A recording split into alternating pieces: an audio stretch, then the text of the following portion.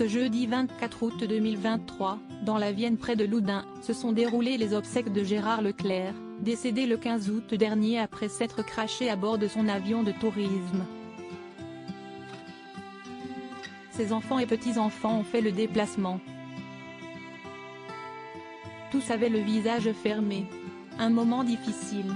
L'émotion était palpable ce jeudi 24 août au cimetière des Trois-Moutiers, près de Loudun dans la Vienne.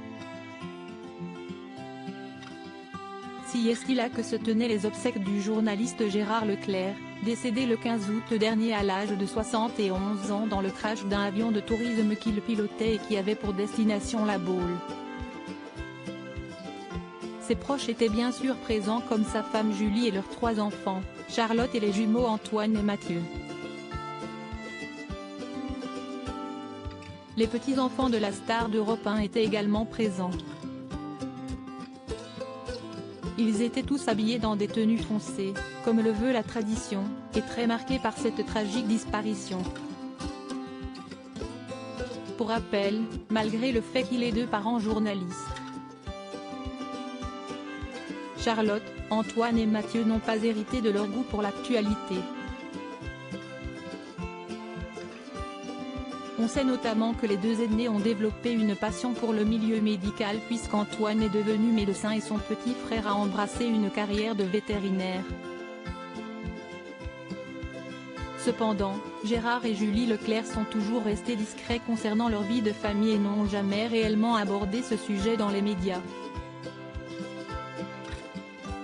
A noter que Julien Clerc, le frère du journaliste, était également présent ce jeudi au cimetière des Trois-Moutiers. Il était accompagné de sa femme, l'auteure Hélène Grémillon, et de leur fils de 15 ans Léonard.